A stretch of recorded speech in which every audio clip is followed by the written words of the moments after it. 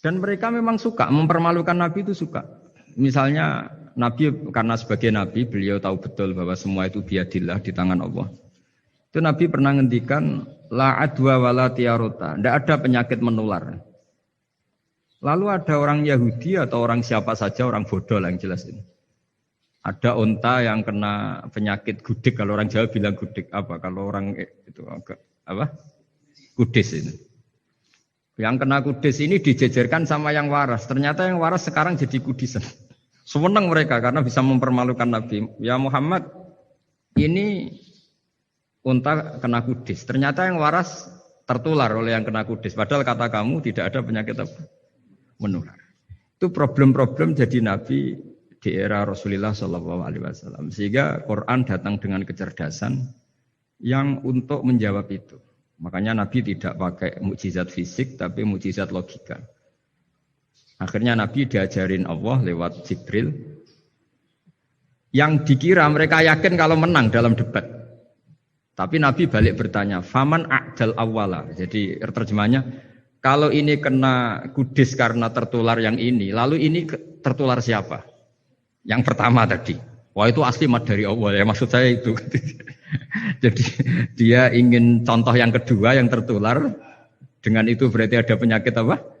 Menular. Tapi Nabi tanyanya faman a'dal awwala, lalu yang pertama kena kudis itu tertular siapa? Makanya kalau sekarang misalnya corona menular itu yang pertamanya dari siapa itu? Tidak tahu itu.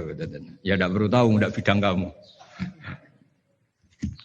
Jadi ini saya mau cerita. Jadi logika-logika yang dibangun orang kafir itu sebenarnya bukan logika, tapi olah kata. Dan orang kafir itu paling pintar. Karena mereka itu penyair. Penyair itu kalau sekarang modern mungkin mirip-mirip jurnalis atau mirip apalah. Bisa mengubah apa saja. Apa yang sebetulnya baik dikesankan buruk atau sebaliknya. Sehingga ini menyusahkan karena Nabi harus ngendikan hakikat, harus mengatakan sesuatu yang nyata dengan bahasa yang benar. Sementara mereka mengatakan kebatilan dengan penjelasan yang baik. Ini ribet kan? Sehingga dalam banyak percekcokan ya. Itu susah dicari jalan tengah karena sama-sama mirip, kebenaran ini sama-sama mirip. Jadi misalnya yang masyhur dalam satu peristiwa besar, konflik antara Sayyidina Ali dan Sayyidina Muawiyah. Itu konflik yang nggak bisa dihindarkan, gara-gara kalimat, gara-gara kata-kata. Makanya sekeras-kerasnya pedang atau senjata itu masih keras apa? Kata-kata atau polemik lah atau apalah. Karena sekarang itu agak susah membahasakan. Ketika konflik Ali dan Muawiyah itu ada orang bilang, ya sudah, nahkum bi kitabillah. Sudah sekarang kita kembali ke kitabillah. Itu mereka megang mushaf. Mushaf ini yang saya pegang namanya mushaf. Seakan-akan itu benar karena orang Islam harus kembali kepada kitabullah. Pertanyaannya lalu Ali kata Ali, fadharabal mushafa biyadihi. Sayyidina Ali nepuk mushaf ini keras sekali. Sal hadal mushaf kata Sayyidina Ali. Kalau kita harus kembali ke Quran, coba tanya ini. Mushaf ini ya, mushaf seperti milik saya ini. Akhirnya orang-orang Khawarij bilang, innama huwa warakun wa madadun. Itu hanya kertas sama tulisan. Bagaimana mungkin kita bertanya? Pas itu adalah orang Khawarij itu orang yang enggak mau ngakui Ali, juga enggak mau ngakui Muawiyah. Dan Sayyidina Ali sama Sayyidina Muawiyah sudah sadar mau bikin mediator, mau bikin solusi jalan tengah. Jadi sebenarnya dua beliau itu orang baik. Gara-gara diprovokasi orang Khawarij, terus jadi bentrok. Orang Khawarij bilang, enggak ada Ali, enggak ada Muawiyah. Yang ada adalah kitabullah, yaitu mushaf.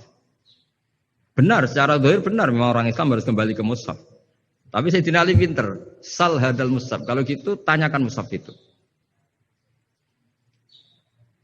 Ketika Sayyidina Ali dan Sayyidina Muawiyah sudah sepakat bikin perdamaian. Akhirnya singkat cerita, innama huwa rakun wa wadadun, kata orang-orang Khawarij itu hanya kertas dan pena. Kenapa bisa disuruh atau diminta jawaban? Terus kata Sayyidina Ali, enggak bisa toh kamu tanya mushaf, ya enggak bisa. Makanya tanya saya katanya. Akhirnya Sayyidina Ali memberi penjelasan, wa in khiftum shiqaqa bainihima fab'asu hakamam min ahli wa hakamam min ahliha. Jika dua mempelai suami istri itu ngalami konflik, Di mana-mana orang konflik orang ini serasa seneng nek. Kita kalau sedang marah, semuanya lah kalau sedang marah sama istri itu orang ini serasa seneng. Jadi sing ganteng kira ketok gantengnya, ketok elek etok. Sehingga kalau ngomongi anaknya, dasar nakal kok bapaknya gitu. Bapaknya gitu, nanti dasar cerewet koyo ibuke. Makanya alhamdulillah banyak anak kita yang mewarisi nakalnya bapaknya dan nakalnya ibunya. Karena sabdonya mesti seperti itu. Jadi anak kita ini korban cara ngomong kita. Maka kita tidak wali itu harus syukur karena omongannya nggak mandi. Itu kalau kita wali, itu anak kita jadi orang buruk semua. Karena kita ngomong dasar goblok kayak ibu dari ibu dasar nakal kayak bapak berarti anak kita punya status goblok dan nakal. Tapi alhamdulillah yang ngomong itu tidak wali sehingga diabaikan saja sama Allah. Gak penting ngomongannya orang tidak wali itu tidak penting. Makanya tidak wali itu tetap punya sisi positif. Kalau ngomong tidak ngefek. Tapi kalau wali itu direspon sama Allah langsung ya. Tapi kalau wali ya tidak ngomong gitu. Jadi kalau orang nggak suka itu nggak boleh ketemu. Karena tambah benci, sehingga butuh mediator. Itu sudah, ini termasuk ilmu psikologi Quran. Kalau orang sedang tidak cocok itu nggak boleh ketemu pakai apa? Mediator. Jika suami istri sedang konflik, itu sebaiknya, seharusnya atau sayugyanya itu kirim mediator. Fab'atsu hakamam min ahli wa hakamam min ahliha. Iyurida islaha yuwaffiqillahu bainahuma. Terus kata Sidina Ali, wa amru ummati Muhammad a'dhamu min amri rajulin wa imra'atin. Dan urusan umat Muhammad yang kita sedang konflik dengan kekuatan besar dan bisa pertumpahan darah itu lebih ngeri timbang urusan suami dan istri. Itu saja solusinya mediator. Artinya sesepele itu urusan pribadi saja Allah menyuruh ada mediator. Apalagi urusan kita yang lebih dahsyat. Akhirnya mereka ngakui cara istimbat, cara ngambil kesimpulan Sidina Ali. Jadi ini masalah-masalah yang orang bilang seakan-akan benar. Sudah kita kembali ke Quran, kembali ke Quran. Quran yang mana? Wong kamu tidak paham. Lama-lama tanyanya cetakan mana ini? Ribet kan? Makanya saya ini bikin gerakan besar-besaran. Yang dulu saya ngaji tafsir lama sekali dengan Mbah Mun. Ngaji sama bapak saya. Sekarang alhamdulillah sering diskusi sama Pak Quraisyab. Karena kita ini butuh. Dan saya punya teman akrab Gus Zofur juga dokter tafsir. Ya, kalau kamu ingin tak sebut ya punya teman kalian semua untuk mengkaji apa? Tafsir. Itu memang kita butuh. Karena Quran itu teks. Teks itu harus difahami ahlinya. Tapi ketika orang ngomong, ayo kita kembali kitabullah, kembali ke kitabullah, itu kembali yang apa? Terus tentang apa? Sehingga banyak orang yang entah saking angkuhnya, entah saking benarnya tidak tahu. Saya tidak mau kembali kepada Quran. Kenapa? Saya tidak pernah keluar, saya di situ. Kembali itu kan sudah keluar baru kembali. Itu entah saking angkuhnya, entah saking benarnya tidak tahu. Mau kamu katakan angkuh yang masuk akal? Saya tidak mau kembali. Saya tidak pernah keluar. Memang saya sudah di situ. Benar mana? Bisa jadi ya sudah ini itu wilayah yang nggak jelas itu. Tapi bahwa mukjizatnya Nabi itu menerangkan sesuatu yang kayak iya kayak enggak. Karena orang kafir itu pintar mengemas kebatilan sebagai kebenaran. Jadi enak zaman Nabi Musa ngadepi Fir'aun yang karuan salah. Nabi Muhammad itu enggak. Ngadepi satu komunitas yang mereka punya jargon yang seakan-akan benar. Misalnya Ka'bah itu sakral, Baitullah. Orang kafir itu percaya keramatnya Ka'bah, percaya sehingga mereka kalau bikin berhala itu harus dekat Ka'bah, bentuk barokah Ka'bah. Kayak kurang ajar gimana? Maka berhala-berhala itu paling banyak di dekat Ka'bah karena supaya apa? Dapat barokahnya Ka'bah. Ribet kan? Kamu kafirkan tuh percaya barokah Ka'bah, tidak dikafirkan itu kurang ajar. Ka'bah kok jadi ruwet. Ribet banyak ngadepi. Itu susah memang ngadepi logika, makanya kan apa ya, kayak kita ngerawat anak itu. Mau dilonggar nanti manja terus goblok, mau dikerasin nanti minggat, ribet kan. Jadi ngelola kebenaran itu tidak gampang. Lalu Nabi datang bil haqqil bayyin, dengan kebenaran yang nyata. Dimulailah dari surat diantaranya lam yakunil ladzina kafaru min ahlil kitab wal musyrikin munfakina hatta ta'tiyahumul bayinah. Bayinah itu siapa? Rasulun minallah yatlu suhufam mutahharah.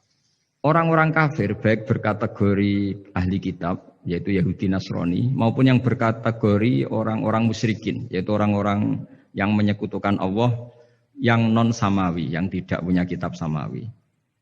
Itu tidak mau tercerabut, munfakin itu tidak mau tercerabut dari akar mereka hatta ta'tiyahumul bayinah. Sehingga datang kebenaran yang begitu nyata, begitu jelas. Saking jelasnya siapapun mau tahu. Dan nggak bisa dibatalkan oleh apapun, termasuk oleh perilaku sosial. Siapa itu Rasulun minallah yatslu suhufam mutahharah? Itu yaitu Rasulnya Allah yang membaca lampiran-lampiran suci, yaitu Quran. Sehingga Nabi datang dengan analogi pembanding. Orang-orang yang berpikir Tuhan harus banyak karena urusan itu banyak, problem banyak. Lalu Nabi bikin analogi. Andaikan kamu sebagai pembantu yang punya majikan banyak, perintahnya beda-beda. Kamu mau enggak? Ya enggak mau, enggak enak Muhammad kalau punya bos banyak. Perintahnya beda-beda, semuanya egois harus dituruti, enggak mau. Enak mana sama punya majikan satu? Enak satu Muhammad. Ya sudah, Tuhan kamu itu majikan kamu. Kalau banyak-banyak bingung kamu perintahnya banyak nanti. Terus mereka mau, ya sudah Tuhannya satu saja. Jadi karena mereka mau enggak mau, harus berpikir kalau Tuhan banyak berarti perintahnya banyak, memuaskan satu Tuhan dibenci Tuhan yang lain, memuaskan yang lain, dibenci yang lainnya, pokoknya ribet. Hari ini minta dilayani, Tuhan yang satu minta dilayani, itu kan ribet. Jadi Nabi itu pakai logika yang gampang. Makanya ketika Allah menjelaskan itu, ketika Allah dorobawa masalar rojulan fihi syuraka umutasyakisuna wa rojulan salamal dirojul hal yastawiyani masalah. Alhamdulillah. Allah bikin satu perumpamaan. Ada orang yang punya majikan banyak, yang satu punya majikan hanya satu. Hal yastawiyani masalah, nasibnya enak mana? Enak yang punya majikan satu, karena standarnya jelas, SOP-nya jelas. Akhirnya mereka sadar, oke Muhammad Tuhannya satu saja. Lalu dalam pertanyaan-pertanyaan yang lain, misalnya tadi, masalah Sayyidina Ali, masalah dibully lah kalau sekarang itu Nabi menjawab ya dengan rasional. Karena mau tidak mau. Karena Nabi tidak dibolehkan pakai mukjizat zaman itu. Untuk awal-awal jadi Nabi itu nggak boleh pakai mukjizat. Karena mukjizat itu punya sisi yang sangat-sangat fatal. Yaitu kalau Allah sudah menurunkan mukjizat, itu sekali nggak diimanin itu harus ada azab. Nabi ingin umatnya itu nggak kena azab. Makanya ketika Allah Ta'ala wa ma mana'ana an nursila bil ayati illa an kadzdzaba bihal awwalun. Cara terjemahan bebasnya gini. Muhammad, saya tidak ngasih mukjizat kamu kayak Nabi Musa, kayak nabi-nabi sebelum kamu yang berupa fisik. Itu problemnya satu, sekali saya menurunkan mukjizat, tren umumnya ini didustakan. Ketika didustakan, saya punya alasan menyiksa, wong sudah tak perlihatkan sebegitu jelas kok tetap didustakan. Maka sekali saya menurunkan mukjizat, kata Allah, wa ma nursilu bil ayati illa takhwifa. Saya memberikan satu ayat itu hanya warning, hanya peringatan bahwa ini akan ada bahaya azab. Sehingga karena pilihannya itu Nabi milih gak ada mukjizat yang seperti nabi-nabi sebelumnya. Milih mukjizat yang ilmiah, yaitu Al-Quran yang kita warisi sampai sekarang. Alhamdulillah. Karena kata ulama-ulama, nah ini pentingnya penjelasan. Andaikan mukjizat kita itu hanya tongkat, maka hanya ada di museum. Kita lihat tongkatnya Nabi Musa mungkin klaimnya ada di Turki. Mukjizat tabut kita lihat lagi di mana lah tempat di museum apa. Tapi kalau mukjizatnya Al-Quran, itu umatnya Nabi akan merasakan nikmatnya ila yaumil kiamah. Misalnya kita dalam bersuami istri atau dalam berkeluarga atau dalam bermasyarakat. Itu Quran kalau nasihati kita gampang sekali. Misalnya wa ashiruhunna bil ma'ruf fa in karihtumuhunna fa asa an takrahu syai'a wa ja'alallahu fi khairan katsira. Sudahlah kalau sama istri itu yang baik. Jika ada watak istri yang kamu enggak suka, dalam ketidaksukaan kamu itu ada kebaikan yang banyak. Kamu enggak suka karena kalau istri kamu sering marah, kamu enggak suka. Sukanya yang senyum. Tapi kalau senyum terus sama orang lain juga senyum, ribet kan kamu. Jadi sudah anggap saja ada hikmahnya. Semua itu ada hikmahnya. Kalau istri kamu marah tidak kelihatan marahnya, dipendam, itu enggak ekspresif. Cara akting sinetron enggak masuk itu. Tapi kalau marah kelihatan marahnya itu ekspresif, itu kecerdasan itu, Pak. bisa menumpahkan keinginan. Wah itu bagus ini. Jadi disuruh lihat sisi apa? Positif. Imam Syafi'i itu pernah ketemu seseorang yang di depan beliau cium tangan hormat. Suatu saat dikasih tahu sama santrinya yang lain, orang yang mencium kamu wahai Imam Syafi'i itu di belakang ngerasani kamu, bully kamu. Kata Imam Syafi'i, baguslah. Kenapa? Berarti saya wibawa, di depan saya tidak berani. Jadi enteng saja. Beliau dikasih tahu, tetangga kamu banyak yang benci engkau ya Imam Syafi'i. Baguslah, tidak akan utang saya. Justru yang kenal-kenal itu yang utang-utang itu. Jadi enteng terus. Jadi dunia ini dianggap gampang saja. Coba kalau istri kamu sedang rukun sama sedang marah itu murah mana? Murah marah. Kalau rukun minta ke mall posek. Jadi ulama dulu itu murah mana? Marah sama rukun. Kalau sedang harmonis, minta kemana? Mahal kan? Kalau pas marah? Jadi ulama dulu itu lucu, apa ya? Gampang sekali nanggapin sesuatu itu. Imam Abu Hanifah itu kalau ketemu yang utang beliau itu dia yang sembunyi. Karena malu. Kalau kita kan enggak, yang sembunyi yang utang. Kalau Abu Hanifah enggak. Yang sembunyi itu Abu Hanifah. Kasihan dia malu kalau ketemu saya, kan masih punya utang saya. Itu kalau kamu ingin jadi wali itu gitu, kalau ketemu yang utang kamu yang lari. Itu bisa bank tutup karena yang lari yang ngutangin. Dalam cerita-cerita wali itu unik-unik. Robi'ah Adawiyah itu pernah kemalingan, itu beliau sembunyi. Malingnya nyari apa, dia sembunyi. Habis itu ditanya, kenapa engkau sembunyi? Sama lu, sama malingnya. Karena rumah saya nggak ada yang bisa dimaling. Karena tidak punya apa-apa. Jadi ini kalau berpikir rasional kan ada Habib Fikri bahasa rasional. Ini tak latih berpikir yang agak rasional. Nah, Nabi itu diutus dalam kondisi masyarakat yang rasional. Sehingga repot. Dan yang tidak rasional itu punya kecakapan olah kata sehingga seakan-akan rasional. Makanya ada kalimat terkenal di kalangan ulama, kalimatu haqqin urida biyal batil. Omongannya benar, tapi maksudnya tidak benar. Kayak tadi, la hukma illa lillah. Tidak ada hukum kecuali yang ada di Quran. Tidak ada hukum kecuali yang diturunkan Allah. Pertanyaannya, apa itu? Ya Quran. Lah iya apa? Makanya kata Sidina Ali, ya sudah, sal hadal mushaf. Tanya mushaf kamu. Oh ya tidak bisa, itu kan hanya kertas sama tulisan. Makanya tanya ulama, kata Sidina Ali. Nah Quran itu bal huwa ayatum bayyinatun fi suduril ladzina utul ilm. Quran itu begitu jelas sebagai solusi tapi di hatinya orang yang punya ilmu. Sehingga kemudian lahir beberapa generasi tauhid. Yang paling masyhur dimulai tauhid itu yang masyhur ya, itu adalah ketika ada orang namanya Muhammad bin Jubair bin Mut'im. Itu bapaknya Muhammad ini namanya Jubair bin Mut'im. Itu dia orang kafir, masih kafir. Dia datang ke Madinah itu untuk negosiasi tawanan perang Badar. Dulu beberapa orang yang negosiasi sama Nabi itu ya nunggu di masjid. Singkat cerita, Nabi sholat maghrib baca surat Wattur wa kitabim mastur fi raqim mansur wal baitil ma'mur was saqfu fil marfu wal bahril masyur. Terus dia dengerin sampai Allah tanya, am khuliqu min ghairi syai'in.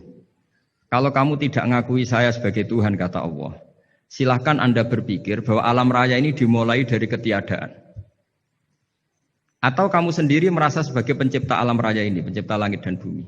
Itu namanya am khalaqus samawati wal ard. Itu orang itu disebut dahiyatul Arab, orang paling cerdas di Arab. Itu dia bingung. Dia selamanya kafir. Cara berpikir menuhankan berhala, Lata, Uzza, pokoknya menuhankan makhluk lah. Terus dia mikir, Muhammad ini kacau ya. Akal saya dihabisin kata dia. Jadi cara berpikir dia pakai akal, dia tidak percaya mukjizatnya Quran, tapi dia bilang Muhammad ini kacau, akal saya dihabisin. Akhirnya Nabi setelah salam dia menyatakan Islam. Karena kata dia Muhammad, akal saya habis oleh apa yang kamu baca.